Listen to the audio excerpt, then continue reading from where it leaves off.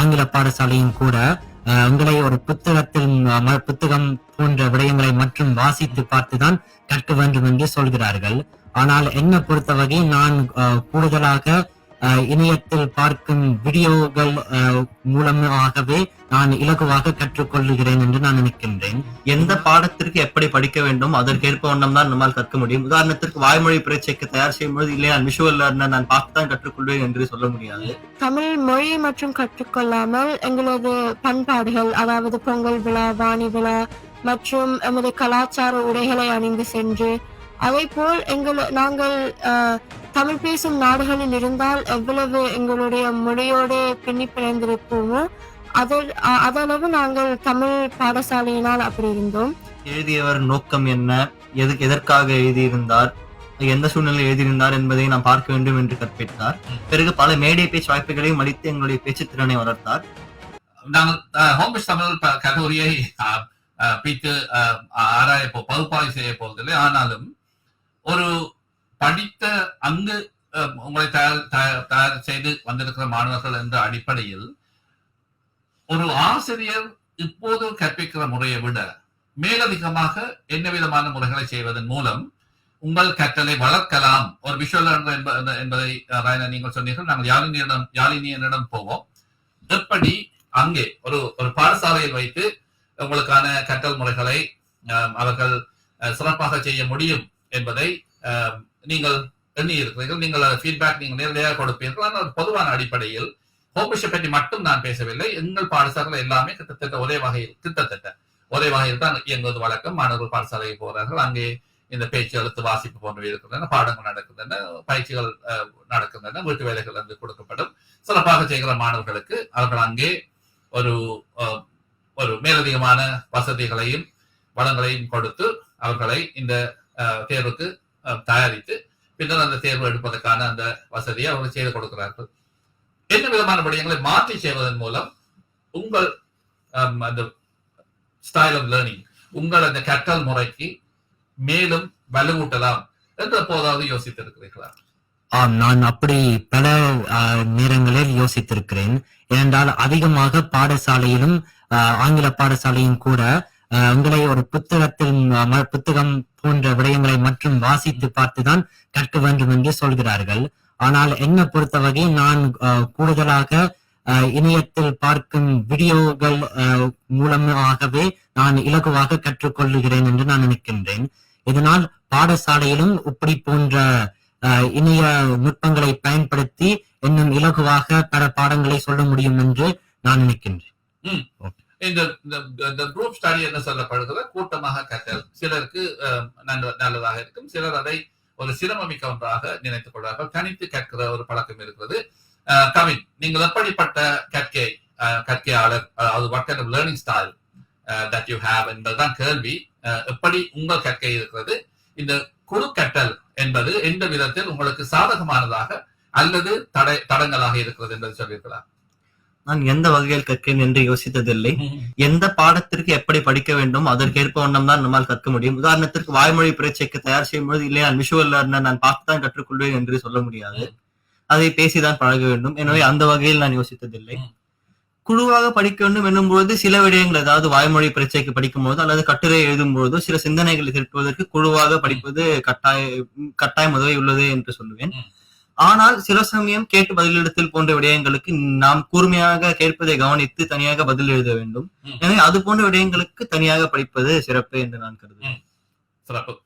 நேர்கள் அறிந்திருப்பது வையகம் தழுவிய வான்வழி தோழன் தாயகம் தமிழ் ஒலிபரப்பு சபை முற்றத்து மாலை நிகழ்ச்சியை கற்றுக் கொண்டிருக்கிறீர்கள். இன்று ஒரு உரையாடல் உங்களுக்காக வந்து கொண்டிருக்கிறது.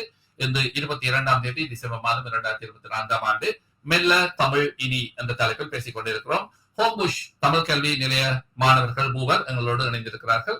அவர்கள் தங்கள் இந்த பல்கலைக்கழக புகுமுக உயர்தர வகுப்பு தேர்வில் சிறப்பு சீட்டுகளை பெற்றவர்கள். குறிப்பாக கவின் கார்த்திக் ரிச்சர்ட்ஸ் இந்த தேர்வில் மாநில மட்டத்தில் முதலாவது இடத்தில் வந்தவர். சிறப்பு சீட்டுகளை பெற்ற இந்த ரேங்க்ஸ் என்று சொல்லப்படுகிற அந்த உயர்தர நிலைகளை அடைந்த மாணவர்களோடு தான் நாங்கள் பேசிக் கொண்டிருக்கிறோம் என்பதில் நிறைவு. அவர்களை உங்களுக்கு அறிமுகம் செய்து வைப்பதிலும் அவர்களை வைத்துக் கொண்டு அவர்கள் சார்பில் எங்கள் கல்வி மற்றும் தமிழ் கல்வி சார்ந்த விடயங்களை முன்னோக்கி நகர்த்துகிற இங்குள்ள தமிழ் பாடசாலைகள் எல்லாவற்றையும் பாராட்டுவதிலும் நிறைவு கொள்கிறோம். பல தமிழ் பாடசாலைகள் நியூ சவுத் வேல்ஸில் இருக்கின்றன. சில ஆயிரம் மாணவர்கள் இந்த தமிழ் பாடசாலைகளில் கிரமமாக பொதுவாக சனிக்கிழமைகளில் கல்வி கற்கிறார்கள். இப்போது அந்த பாடங்கள் உரிய ஒரு தரத்தை பெற்று அதற்குரிய ஒரு தகுதியை பெற்று இந்த ஸ்டேட்டஸ் என்று சொல்லப்படுகிற ஒரு தகுதி நிலையை பெற்று நியூ சவுத் வேல்ஸ் மாநிலத்தில் இருக்கின்றன. இந்த மாணவர்கள் உச்சப்பள்ளி பெற்ற மாணவருக்கு மற்ற பாடங்களை கொடுப்பதை போலவே நியூ சவுத் வேல்ஸ் அரசாங்கம் நேரடியாக அழைத்து அவர்களுக்கான ஒரு அங்கீகாரத்தையும் கொடுக்கிறது என்பதை பதிவு செய்து கொண்டு, குறிப்பாக நியூ சவுத் வேல்ஸில் நீண்ட காலம் இயங்குகிற கூடிய மாணவர்களை கொண்டிருந்த இப்போது கொண்டிருக்கிற ஹோம்பிஷ் பாடசாலையின் மாணவர்களை எங்களுடன் வைத்திருப்பதில் உள்ள நிறைவையும் சொல்லிக்கொண்டு, வழக்கமாகவே மக்கள் ஒவ்வொரு இடத்தில் இருப்பார்கள். பின்னர் இடம்பெயர்கிற போது மாணவர்களும் இடம்பெயர்வர்கள் இன்னொரு பாடசாலை கொஞ்சம் வளரும், பின்னர் மற்ற பாடசாலை வளரும் என்பது வளமாக நடக்கிற விடயம்தான். ஆகவே இதில் அங்கே மாணவர்களே அங்கே போகிறார்கள் என்றால் பக்கத்தில் உள்ள பாடசாலை என்பதால் போகிறார்கள் என்பதும் நடக்கிறது. உயர்ந்த தேர்வுக்காக போகிற மாணவர்கள் மட்டும் பாடசாலைகளை தெரிந்து எடுத்து போவார்கள் என்றால் அங்கே தரமான ஆசிரியர்களும் தரமான வளங்களும் அங்கே இணைந்து படிக்கிற இணைந்து வளர்க்கிற அந்த ஒரு சூழலும் இருப்பதால் பாடசாலை உயர்தரம் படிப்பதற்காக போவார்கள். மற்றபடி அருகில் உள்ள பாடசாலையை சிறந்த பாடசாலை என்று பார்ப்பதுதான் வழக்கம் என்பதை சொல்லிக்கொண்டே, பல நூறு மாணவர்கள் இந்த ஹோம்பிஷ் பாடசாலையிலும் வெண்பத்வல் தமிழ் கல்வி நிலையத்திலும் கற்கிறார்கள். மற்ற கல்வி நிலையங்களிலும் சில நூறுகள் என்று அடிப்படையில் மாணவர்கள் இருக்கிறார்கள் என்று பார்க்கிற போது தமிழ் எந்த அளவுக்கு அவர்களால் மதிக்கப்படுகிறது, மாணவர்களால் மதிக்கப்படுகிறது, இவ்வளவு நேரத்தை அங்கே முதலிட்டு தாங்கள் அறிவை வளர்க்கும் அதே வழியில் தேர்வுகளை எடுப்பதற்கான ஒரு முயற்சியை அவர்கள் கொண்டிருக்கிறார்கள் என்பதையும் நாங்கள் மீண்டும் நிறைவுடன் பார்க்கிறோம். அடுத்த தலைமுறை மாணவர்கள் தொடர்ந்து இந்த தமிழ் என்கிற அந்த விளக்கை தொடர்ந்து மேற்றுவார்கள் என்கிற ஒரு நம்பிக்கையை இது தந்திருக்கிறது என்று சொல்லிக்கொண்டே, நான் இப்போது யாழினியை கேட்கலாம். இந்த அடுத்த தலைமுறை நீங்கள் தமிழ் கேட்டிருக்கிறீர்கள், நீங்களும் அம்மா அப்பா தமிழ் என்பதால் எனது தமிழ் இலகுவாக வீட்டில் வளர்ந்தது என்று யாழினியின் ஆரம்பத்தில் சொன்னீர்கள். ஆனால் நீங்கள் வளர்க்கிற போது நீங்கள் 2 ஆண்டுகளில் பல்கலைக்கழகம் என்று போய் அங்கே ஒரு குறிப்பிட்ட தொழில்நுட்பம் சார்ந்த அல்லது மருத்துவம் போன்ற துறைகளை கற்றுவிட்டு நீங்கள் வேலை என்று போகிற போது உங்கள் வாழ்வு சவால் பல கண்டு வேறு திசையில் ஓடும். நீங்கள் உங்கள் எதிர்கால வாழ்வும் கூட தமிழ் பேசாத ஒருவருடன் இணையக்கூடும். இவ்வாறான நிலைகளில் அடுத்த தலைமுறை எங்கள் குழந்தைகள் என்று வருகிற போது உங்கள் குழந்தைகள் என்று வருகிற போது அவர்கள் இந்த தமிழை தொடர்ந்து வைத்திருப்பார்களா என்ற கேள்வி இருக்கிறது. அடுத்த தலைமுறை தமிழை எப்படி வைத்திருக்கும் என்று யாழினியன் ஒரு சின்ன பையனாக நீங்கள் நினைக்கிறீர்கள், எதிர்பார்க்கிறீர்கள், நம்புகிறீர்கள்? நான் அடுத்த தலைமுறையில் தமிழ் இருக்கும் என்று நினைக்கின்றேன். அதுவும் எல்லா தமிழ் பாடசாலைகள் இன்று இப்பொழுதுதான் கூடி வருகிறதை நம்மால் காண முடிகிறது. இதனால் அடுத்த தலைமுறையிலும் பல தமிழ் பாடசாலைகள் ஆஸ்திரேலியா, அமெரிக்கா போன்ற பல நாடுகளில் இருக்கும் என்று நினைக்கிறேன். இதன் மூலம் வெளிநாட்டில் வாழ்ந்தாலும் இளம் தமிழர்கள் இலகுவாக தமிழ் பாடசாலைகள் போன்ற இடங்களுக்கு சென்று தமிழை இலகுவாக கற்றுக்கொள்ள முடியும் என்றும் நினைக்கின்றேன். அதுவும் எதிர்காலத்தில் இப்பொழுது தொழில்நுட்பம் அதிவேகமாக வளர்ந்திருப்பதை நம்மால் காண முடிகிறது. உதாரணத்திற்கு AI என்ற தொழில்நுட்பத்தை பயன்படுத்தி எங்களால் இலகுவாக பல மொழிகளை கற்றுக்கொள்ள முடிகிறது என்று நான் பல விடயங்களில் பார்த்திருக்கின்றேன். இதன் மூலம் எதிர்காலத்தில் தமிழர்களாக இருக்கும் நாங்கள் உங்களுடைய பிள்ளைகளுக்கும் அடுத்த சந்ததியினருக்கும் தமிழை இலகுவாக இன்றைய காலத்தை விட இன்னும் அதிக இலகுவாக சொல்லிக் கொடுக்க முடியும் என்று நான் நினைக்கின்றேன். நான் உங்களோட ஒரு தடாலடி கேள்வியை கேட்க போகிறேன். பல மொழிகள், ஆங்கிலம் போன்ற மொழிகள் இந்த கொலோக்கியல் லாங்குவேஜ் என்று சொல்லப்படுகிற பேசுகிற மொழியும், இந்த ரிட்டன் லாங்குவேஜ் என்று சொல்லப்படுகிற எழுதுகிற மொழியும், நான் இந்த உச்ச தரத்தில் எழுதப்படுகிற ஷேக்ஸ்பியரின் நூல்களை பற்றியோ அல்லது அந்த மாதிரியான விடயங்களை பற்றி பேசவில்லை. வேண்டுமென்ற சிரமமான மொழியில் எழுதப்படுகிற விடயங்களை பேசவில்லை. பேச்சு தமிழும் எழுத்து தமிழும் மாறுபட்டிருப்பது அல்லது மேடை தமிழும் வீட்டு தமிழும் மாறுபட்டிருப்பது என்பது எந்த விதமான சிக்கல்களை, எந்த விதமான சவால்களை இந்த குழந்தைகளுக்கு கொண்டு வருகிறது என்று நீங்கள் உணர்ந்திருப்பீர்கள். நீங்கள் அந்த ஆரம்பத்தில் இருந்தே தமிழ் பாடசாலை ஊடாக வளர்ந்தவர். பேச்சு தமிழில் ஒரு வடிவம் இருக்கும், எழுத்து தமிழில் ஒரு வடிவம் இருக்கும். நீங்கள் வாரான கேள்விகளுக்கு பதில் சொல்வதில் சிரமம் இருந்தால் சொல்ல வேண்டும் என்பதில்லை. ஆனால் உங்கள் பார்வையில் இந்த கொலோக்கியல் லாங்குவேஜ் என்று சொல்லப்படுற பேச்சு தமிழும் அந்த ஸ்போக்கன் லாங்குவேஜ் அல்லது ஸ்டேஜ் லாங்குவேஜ் என்று சொல்லப்படுற மேடை தமிழும் அந்த வேறுபாடு எந்த விதமான சிரமங்களை உங்களுக்கு தந்தது? நான் முதலில் இக்காலத்தில் இருக்கும் சிறுவர்கள் பலர் தமிழை வீட்டில் பேசி பழகியோ அல்லது திரைப்படங்களில் பார்த்து பழகியோ கற்றுக்கொள்கிறார்கள். அதில் பேசும் பொழுது பலர் ஆங்கில வார்த்தைகளை கலந்தோ அல்லது தன் ஊரு பாஷையிலோ பேசி அதை பழகிறார்கள். இது அவர்கள் எழுதும் பொழுதும் இப்படியே எழுதும் பொழுது அது தவறாக வருகிறது. எனவே நாம் எழுத்து தமிழை பயில்வது ஒரு கடினம் என்றில்லை. ஆனால் நாங்கள் அதையும் பயின்று எமக்கு எப்படி முறையாக மேடை தமிழ் பேச வேண்டும் அதையும் பயின்று அதையும் பயின்றால்தான் எங்களால் பரீட்சையில் சித்திகள் பெற முடியும். எனவே இக்காலத்து சிறுவர்களுக்கு இது ஒரு கடினமாக இருக்கின்றது என்று நான் கருதுகிறேன். சரி கவின், நீங்கள் உங்கள் பார்வை சொல்லுங்கள். இந்த இந்த நான் என்னது அனுபவத்தை சொல்லுகிறேன். அதன் பின்னர் ஒரு விடயத்தை சொல்லுகிற போது சில சந்தர்ப்பங்களில் இந்த நான் இப்போது பேசிக் கொண்டிருக்கிற அல்லது நீங்கள் இப்போது பேசிக் கொண்டிருக்கிற அந்த தமிழில் சொல்லுகிற போது வலிமையாகவே இலகுவாக திரைப்படங்களின் ஊடாகவும் வீட்டில் பேசுகிற மொழிகளின் ஊடாகவும் கேட்டுக்கொண்ட அல்லது அறிந்து கொண்ட தமிழை விட இந்த இலக்கண ரீதியாக சரியான அதுவும் சொற்கள் அந்த கட்டமைப்புடன் வர வேண்டும் என்று எதிர்பார்க்கப்படுகிற தமிழ் சராசரியானவர்களுக்கு புரியாமல் போவதற்கான வாய்ப்பு இருக்கிறது. குறிப்பாக இந்த 2வது தலைமுறை அந்த காலத்தில் புலவர்கள் கவிதைகளுக்கு பொழிப்பு சொன்னால்தான் சராசரி மக்களுக்கு விளங்கும் என்ற காலம் இருந்தது.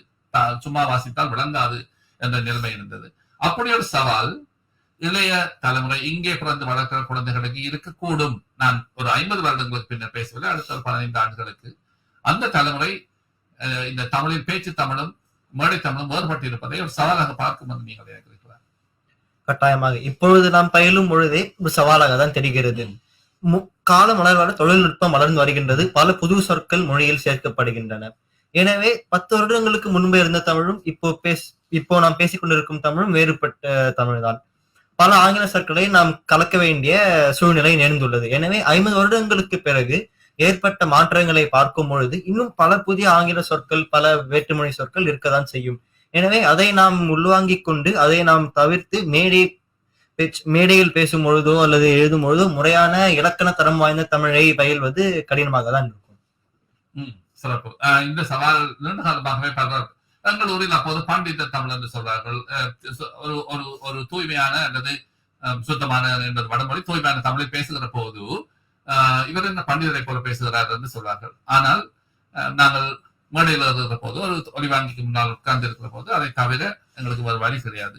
ஆனால் ஒரு உரையாடல் என்பது 2 பேர் புரிந்து கொள்ள வேண்டும் என்று வருகிற போது மேடைகளிலேயே இப்போது அந்த பேச்சு தமிழில் பேசுகிற ஒரு வழக்கம் இருக்கிறது. நீங்கள் இந்த ஒலிப்பதிவுகளை பார்த்தால் கூட இந்த பிரசங்கம் செய்கிறவர்கள் அல்லது உரையாற்றுபவர்கள் அப்படியான ஒரு தமிழ், இலகுவான தமிழை எல்லோருக்கும் வழங்குகிற ஒரு முழுமையான கிராமத்து தமிழாகவோ அல்லது உடைந்த தமிழாகவோ இல்லாமல் பேசுவதை நாங்கள் பார்க்கிறோம். அது எங்களுக்கு புரிவதாகவும் இருக்கிறது என்பதை நீங்கள் எப்படி பார்க்கிறீர்கள் என்று கேட்கும் நோக்கத்தான் நான் அந்த கேள்வியை உங்களிடம் கேட்டேன். சரி, இப்போது ஹோமிஷ் தமிழ் பாடசாலை பற்றி பேசலாம். அந்த பாடசாலை உங்களுக்கு தந்த அனுபவங்கள் என்ன? அந்த பாடசாலையை பற்றி, ஆசிரியர்களை பற்றி நல்ல கருத்துக்களை வைத்திருப்பீர்கள் என்பதால் துணிவாக கேட்கிறேன். சொல்லுங்க ராய்னா, எப்படி நீங்க ஹோமிஷ் தமிழ் பாடசாலையை பார்க்கிறீர்கள்? அந்த இவ்வளவு காலமும் ஒவ்வொரு சனிக்கிழமையும் போய் அங்கே சின்ன குழந்தையிலிருந்து இப்போது இனி பாடசாலைக்கு மாணவியாக போக தேவையில்லை என்று வந்திருக்கிறது. அந்த காலம் எப்படியான அனுபவங்கள், எப்படியான ஆசிரியர்கள், குறிப்பாக நீங்கள் திரு திருநந்தகுமார் அவர்களை பற்றி சொன்னீர்கள். பலர் அவரது பெயரை சொல்வதை நான் கேட்டிருக்கிறேன். அந்த வளர்ச்சி ஒரு சிக்கல் இருக்கிறது. சில சந்தர்ப்பங்களில் சொன்ன பெயர்களை விட சொல்ல மறந்த பெயர்களால் பின்ன சங்கடங்கள் வருவதுண்டு என்பதை நான் உங்கள் சார்பில் முதலே சொல்லிக்கொண்டு, உங்கள் அந்த ஆசிரியர்கள் என்று நினைக்கிறோம் 5 ஆசிரியர்களின் முகங்கள் அப்படியே உங்கள் நினைவில் இருக்கும்.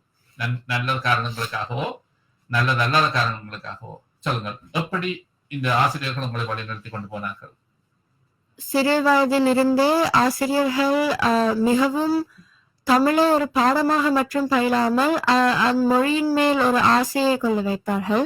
மேலும் நாங்கள் தமிழ் பாடசாலையில் தமிழ் மொழி மற்றும் கற்றுக்கொள்ளாமல் எங்களது பண்பாடுகள், அதாவது பொங்கல் விழா, வாணி விழா மற்றும் எமது கலாச்சார உடைகளை அணிந்து சென்று, அதே போல் நாங்கள் தமிழ் பேசும் நாடுகளில் இருந்தால் எவ்வளவு எங்களுடைய மொழியோடு பின்னி பிணைந்திருப்போமோ அதளவு நாங்கள் தமிழ் பாடசாலையினால் அப்படி இருந்தோம். மேலும் ஆசிரியர்கள் என்ற வகையில் பல ஆசிரியர்கள், அதாவது எங்களது 11ஆம் வகுப்பு 12ஆம் வகுப்பு ஆசிரியர்கள் மற்றும் மாணவ ஆசிரியர்கள் அனைவரும் தனது நேரத்தை செலவழித்து எங்களது ஆராய்ச்சிக்கோ அல்லது நாங்கள் ஏதாவது கட்டுரை எழுதினாலோ அதை எங்களுக்கு பின்னூட்டில் எழுதி கொடுத்து தனது நேரத்தை ஏராளமாக செலவழித்து எங்களுக்கு எந்த நேரத்திலும் உதவி செய்திருந்தார்கள். சரி, யாழினியன், உங்கள் நினைவுகள் எப்படி? தமிழ் ஹோம்ஸ் தமிழ் பாடசாலை பல வகையில் எனக்கு உதவி செய்திருக்கிறது என்று நான் நினைக்கிறேன். ஏனென்றால் நான் முதல் ஆண்டு 9 படிக்கும் பொழுது தேவராஜா மாஸ்டர் அவர்கள் முதலாக தமிழை இன்னும் ஆளுமையாக படிக்க தூண்டுதல் கொடுத்ததன் மூலம் நான் தமிழில் பல அறிவுகளை பெற்றிருந்தேன். அதன் பின்னர் ஆண்டு 11 என்னுடைய ஆசிரியர் திருநந்தகுமார் சார் அவர்கள் தமிழை எப்படி பரீட்சையாக எழுத வேண்டும் என்று பல விடயங்கள் எல்லாம் கற்றுக் கொடுத்திருந்தார். பின்னர் ஆண்டு 12 Gowri teacher, Krishna teacher, Devaraja master மற்றும் புருஷோத்தமர் டீச்சர் அவர்கள் பல வகையில் எனக்கு பல உதவிகள் செய்திருந்தார்கள். உதாரணத்திற்கு கௌரி டீச்சர் அவர்கள் எனக்கு என்னுடைய எழுத்து வடிவத்தை இன்னும் அழகாக எழுதுவதற்கு பல புத்தகங்களை வாசிக்க சொன்னார். அதுவும் பழைய மாணவர்களின் எழுத்து பரீட்சைகளை எல்லாம் வாசிக்க சொன்னதன் மூலம் நான் என்னுடைய எழுத்தையும் இன்னும் வடிவாக எழுத முடிந்தது. அது மட்டுமின்றி கிருஷ்ணா டீச்சர் அவர்கள் அவரும் என்னுடைய எழுத்தை இன்னும் மேலதிகமாக எடுத்துக்கொள்வதற்கு பல உதவிகள் செய்திருந்தார். தேவராஜா மாஸ்டர் அவர்கள் என்னுடைய பேச்சின் திறன் எப்படி மேலதிகமாக அடுத்த நிலைக்கு எடுத்துக்கொள்ள முடியும் என்று பல விடயங்களை கற்றுக் கொடுத்திருந்தார். அது மட்டுமின்றி புருஷோத்தமர் டீச்சர் அவர்கள் என்னுடைய கேட்டு பதிலளித்தல் திறனை எப்படி மேலதிகமாக என்னுடைய பரீட்சையில் இன்னும் நன்றாக செய்ய முடியும் என்று பல விடயங்களை கூறி கற்றுக் கொடுத்திருந்தார். நீங்கள் பல ஆசிரியர்களின் பெயர்களை சொல்லி இருக்கிறீர்கள். நான் முன்னரே சொன்னது போல அவரது சார்பில் நான் இப்போதை மன்னிப்பு கற்றுக் கொள்கிறேன். இந்த கப்படி கல்வியை நான் கேட்பினர்களுக்கு சொல்லவில்லை. ஆனால் எல்லா பெயர்களும் அந்த நேரத்தில் வராது. சில சந்தர்ப்பங்களில் எங்களுக்கு மிகவும் பக்கத்துக்கு மூக்கங்கள் கண்ணுக்கு தெரியாது என்று சொல்வார்கள். ஆகவே அவர் ஏதாவது பெயரை தவறவிட்டிருந்தால் அதுக்கான குற்றம் என்னுடையது என்பதை சொல்லிக்கொண்டே, கவி, நீங்கள் 2 காலம் இந்த பாடசாலையில் கற்கவில்லை. ஆனாலும் சில வருடங்களால் படித்திருக்கிறீர்கள். இந்த இவர்களைப் போல ஆரம்பத்திலிருந்தே ஒவ்வொரு படியாக வருகிற தேவை உங்களுக்கு இருந்திருக்காது. இருந்தாலும் அந்த ஒரு லிஃப்ட் கொடுத்த உங்களை இந்த இடத்திலிருந்து 2 ஆசிரியர்கள் 3 ஆசிரியர்கள் உங்கள் நினைவில் இருக்கக்கூடும். எப்படி அவர்கள் உங்களை இந்த மட்டத்திலிருந்து இந்த மட்டத்துக்கு உயர்த்தி இருப்பார்கள். ஒரு பரிச்சயம் இல்லாத நாட்டில் மொழி ஒன்று, இந்த தேர்வு, அந்த ஸ்டைல் என்று சொல்லப்படுகிற தேர்வு முறை போன்றவை உங்களுக்கு தமிழ் தெரிந்திருந்தாலும் அப்படியான தேர்வு வரப்போகிறது என்று தெரியாமல் விட்டிருந்தால் உங்களுக்கு அது சவாலாக இருந்திருக்கும். அந்த வகையில் பாடசாலையில் உங்களுக்கு எந்த விதமான உதவிகள் கிடைத்தன? அப்படி நினைவில் நிற்கிற ஒரு வளம் அல்லது ஒரு ஆசிரியை அல்லது ஒரு முறைமை, ஒரு ப்ரோசஸ் சொல்லுங்கள். ஒரு ஆசிரியர் என்ன சொல்ல முடியாது, அனைவருமே என்னை சமமாக தான் உதவினார்கள் என்று கருதுகிறேன். 11ஆம் வகுப்பை பார்க்கும்போது திருநந்தகுமார் ஐயா அவர்கள் ஒரு பந்தியை படிக்கும்போது அதிலிருந்து நாம் எப்படி உள்வாங்கிக் கொள்ள வேண்டும், எதை பற்றி சிந்திக்க வேண்டும் என்று எங்களுக்கு கற்பித்தார். அதாவது எழுதியவர் நோக்கம் என்ன, எதற்காக எழுதியிருந்தார், எந்த சூழ்நிலை எழுதியிருந்தார் என்பதை நாம் பார்க்க வேண்டும் என்று கற்பித்தார். பிறகு பல மேடை பேச்சு வாய்ப்புகளையும் அளித்து எங்களுடைய பேச்சு திறனை வளர்த்தார். 12ஆம் வகுப்பில் கௌரி டீச்சர் அவர்கள் என்னுடைய வாய்மொழி பரீட்சைக்கு மிக உதவி இருந்தார்கள். பல கேள்விகளை கேட்டு என் சிந்தனையை தூண்டினார்கள். பிறகு தேவராஜ் ஐயா அவர்கள் என் ஆராய்ச்சிக்கு உதவி என் ஆராய்ச்சியில் இருந்து சில பிழைகளை திருத்தி, அதாவது நான் ஆசாரக்கோவை பற்றி செய்த ஆராய்ச்சியில் இருந்து சில பிழைகளை திருத்தினார். கிருஷ்ணா டீச்சர் அவர்கள் என் எழுத்தை முன்னர் எழுதும் போது என் சிந்தனை மிக குறுகிய வண்ணம் இருந்தது. எனவே கிருஷ்ணா டீச்சர் அவர்கள் என் சிந்தனையை விரிவாக்க ஊக்குவித்தார். பிறகு வாசிப்பதற்கும் பல வளங்களை தந்தார். கேட்டு கிரகித்தல் என்று பார்க்கும்போது புருஷோத்தமன் டீச்சர் அவர்களும் எப்படி ஒரு பந்தியை ஒரு பணுவலை கேட்க வேண்டும், அதிலிருந்து எவ்வாறு தேவைப்பட்டதை உள்வாங்கிக் கொள்ள வேண்டும் என்று கற்பித்து என் பரீட்சைக்கு மிகவும் உதவினார். ஆகவே உங்களுக்கு அந்த பழமொழி தெரிந்திருக்குமா தெரியாது, ஒரு வட அமெரிக்காவின் இந்த பூர்வீக குடிகள் கொண்டிருக்கிற ஒரு பழமொழி, it takes a village to raise a child என்று சொல்றார்கள். ஒரு குழந்தையை வளர்ப்பதற்கு ஒரு கிராமமே தேவைப்படுகிறது என்று ஒவ்வொரு பட்டவர்கள் ஒவ்வொரு விதத்தில் வளர்த்துத்தான் ஒரு குழந்தையை இந்த மட்டத்திலிருந்து இந்த மட்டத்துக்கு கொண்டு போகிறார்கள். ஒவ்வொரு இடங்களில் ஒவ்வொரு வகையில் வாதானவர்கள் செய்த அந்த பணி, துணை என்பவை உங்களுக்கு அந்த வளர்ச்சிக்கு காரணமாக இருந்திருக்கின்றன. பொதுவாகவே இவ்வாறான உரையாடல்களில் வேறுபட்ட பல கேள்விகள் கேட்கப்படுவது வழக்கம். ஆனால் எனக்கு இருந்த விருப்பம் உங்களை அறிமுகம் செய்து வைப்பதும், இப்படி சராசரியான மாணவர்களாக தோன்றுகிற, குழந்தைகளாக தோன்றுகிற ஒரு கடையிலோ அல்லது ஒரு வீதியிலோ கோயிலிலோ சந்திக்கிற ஒரு குழந்தை இப்படி முயற்சித்து இப்படி ஒரு ரேங்க் எடுப்பது என்று சொல்வதை போல ஒரு தரத்துக்கு வந்து உச்ச தரமான டாப் ரேங்கிங் எடுப்பதற்கான ஒரு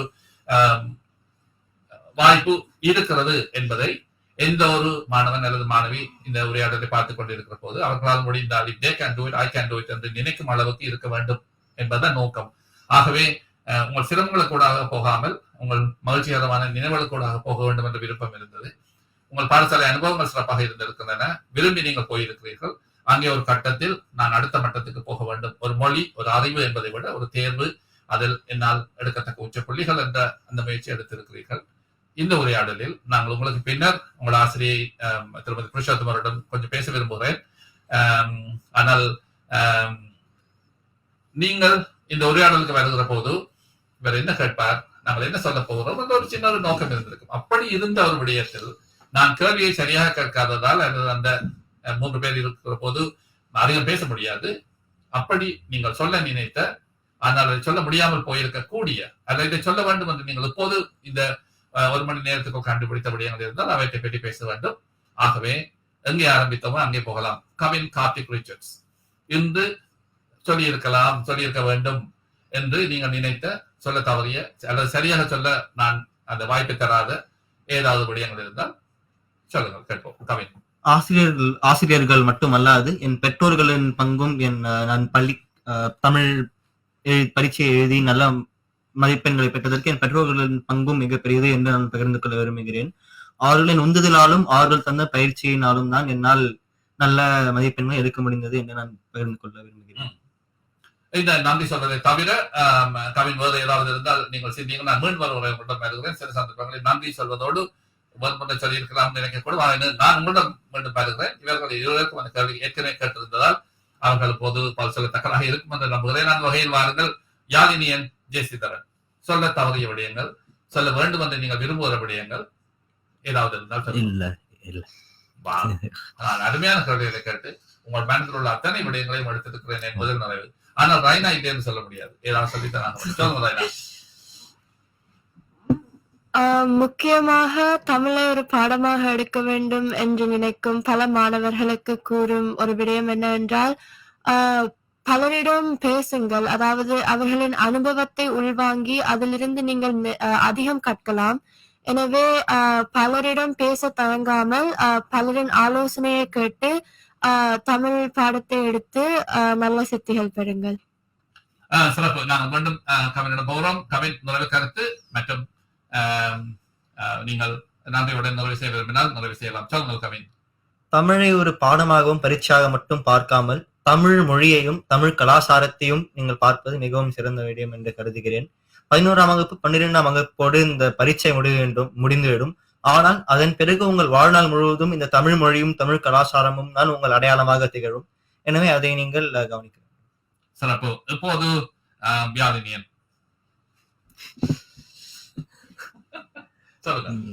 நான் தமிழை ஒரு பாடமாக எடுக்கும் வாய்ப்பு கிடைத்தால் கட்டாயம் எடுக்க வேண்டும் என்று சொல்ல முன்பு கூறினது போல, இதனால் இப்படி ஒரு வாய்ப்பு இருக்கும் பொழுது இதை தவற விடாமல் தமிழ் இளைஞர்களாக இருக்கும் நீங்கள் இந்த வாய்ப்பை கையில் பிடித்து கட்டாயம் பயன்படுத்த வேண்டும் என்று நான் சொல்வேன்.